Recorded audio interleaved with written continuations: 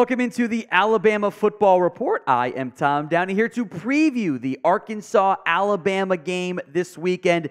The Crimson Tide are heavy favorites in this one. 19.5-point favorites at home against a not-so-great Arkansas football team. Should be a win. We'll preview some keys to the victory, what to watch for, etc. But if you have not already, please join us here at the Alabama Football Report. We are 46 subs away.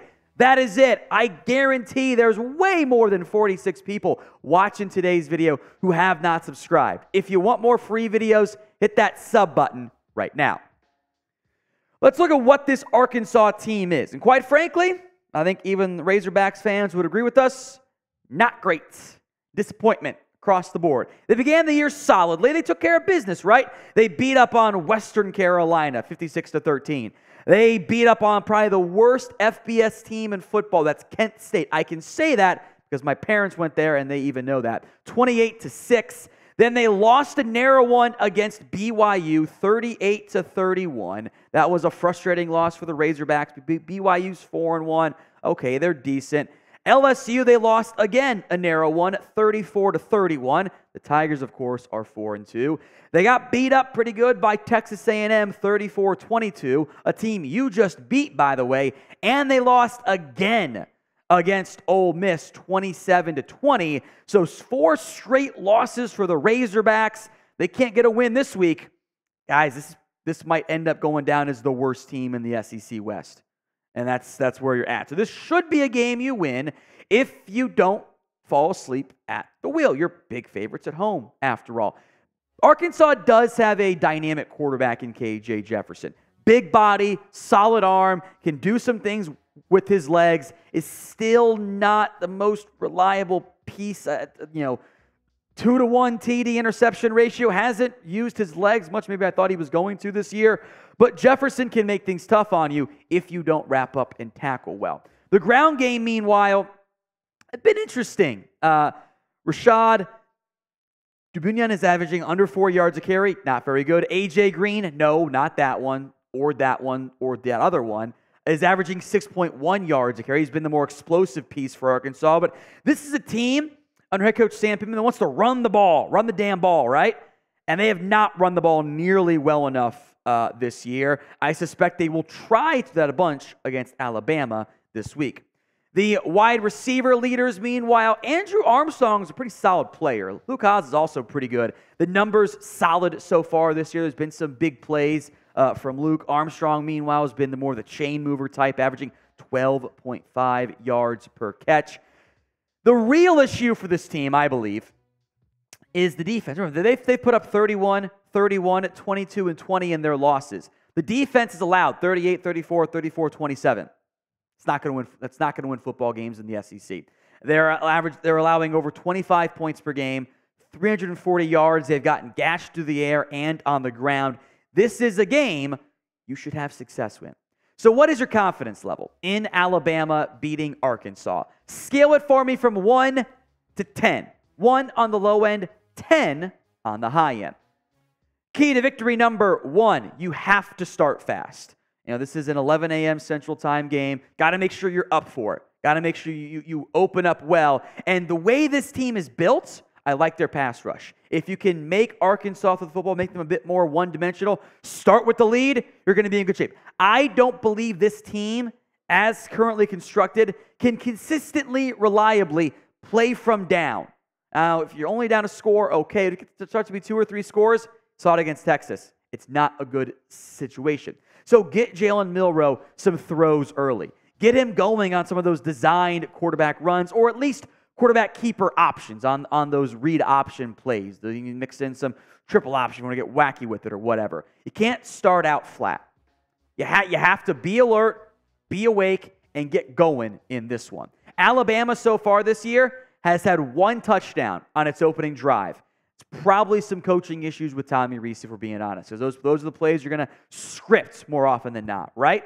That was their first drive against Middle Tennessee. Since then, 0 for 0 for 0 for 0 for 0 for. Got to get it fixed this week. So if you want an Alabama touchdown on the opening drive, spam TD in the comment section right now. Not for my initials, but for a touchdown. Go do it right now.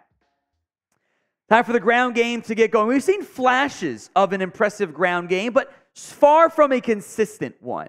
And that's a real concern for me when we thought this team was going to be built on its ground game. Jase McClellan, 79 carries, 371 yards so far this year. Roydell Williams, there was that South Florida game. He was great. And since then, been kind of MIA at this point. So yes, the Tide need to run the damn ball a little bit better this week. Today's show is made possible by Prize Picks, the easiest and most exciting way to play daily fantasy sports. Prize Picks is the largest independently owned DFS platform, and it's simple. It's just you against the numbers. Instead of battling thousands of other players, including the pros and the sharks, you just pick more than or less than on 2 to 6 player stat projections in any sport. If you want to mix and match NFL, NBA, or NFL college football, you can do that. Now, my picks for this week, I've got more than Donovan Edwards, 38.5 yards on the ground. Indiana's not a very good football team. Should be Edwards a lot in the second half. Devontae Walker, the now finally cleared UNC receiver. I think the receiving yards are low. I think he's in for a massive game. And then Joe Milton, who we will see next week, by the way, against A&M. We just watched Jalen Milroe throw for 300-plus yards, hitting a bunch of big plays. That's Milton's game today. He's got a cannon for an arm. He'll chuck it downfield more than 248.5 yards. So life's too short to take the less than. Give me the more than across the board. Go to prizepicks.com/CLNS and use code CLNS for a first deposit match up to $100. The link will be in the comments section and the description of today's show. But again, it's prizepicks.com/CLNS for the first deposit match up to $100. Mentioned the deep ball last week. Do it again this week.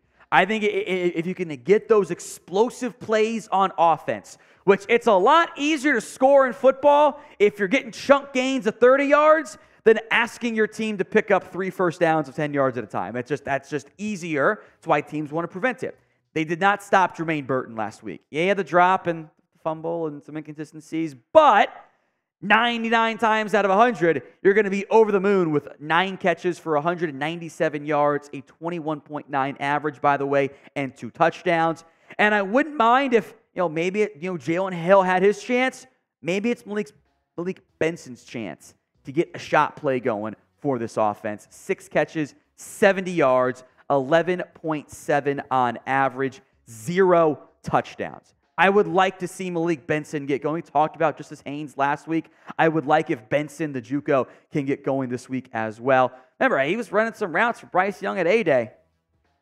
It'd be nice if you can really get him situated. I do think this offense in general hasn't done the best job of scheming players open. That's something we in the media and fans complain a lot. They got to scheme your guys open, right? Well, you do. So let's get some creativity going in the passing game and figure out if Tommy Reese and Milroe can get Benson going. They got Burton going last week. Let's keep the train going in the wide receiving corps.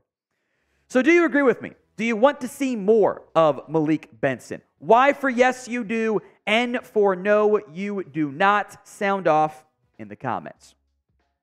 Number 4, let's make sure you're protecting Jalen Milroe. It is very tough to take the shots deep downfield if your offensive line does not do a good job of protecting your quarterback. Milroe, somewhat through his own fault, hold the ball long, it's going to happen. He's been sacked 21 times. Bryce Young was sacked 18 times all of last season. Okay, that's the difference. And Bryce Young was adept at making guys miss in the pocket. I mean, we watched that Texas game, right? Where Bryce Young was making guys miss and carrying your offense down the field. Big reason why he became the #1 overall pick. But the O-line has not done a good job of it. It's not to put all the blame on Milroe or the quarterbacks. Your O-line has to do a better job. We'll see what the starting lineup looks like this week because it's been changing quite a bit, but it has to be better against Arkansas. Number 5, let's get after KJ Jefferson and pressure him. Jefferson's a big guy. He can withstand some punishment in the pocket, but pressure leads to turnovers, and Arkansas this year has given up 12 sacks in the last 2 games. I think if you get 6 sacks this week, I think you win. barring some really bad stuff elsewhere. Pressure will lead to turnovers. If you get going against this team, if you can pin your ears back, let Dallas Turner do his thing, I think it will lead to a very successful Saturday for Alabama. Producer Chris's score prediction is in 40-14. I'm not going to go quite as high. I think I'll go more like 30-14. That still is a very impressive win. I think Bama takes care of business. Also got a double bold prediction from producer Chris today. 2 non-offensive touchdowns. That'd be a fun Saturday. We will have a post-game reaction for you from that game from producer Chris. And on next Saturday against Tennessee, it's the 3rd Saturday in October, we will be live for Alabama against Tennessee. So make sure you are subscribed and don't miss out.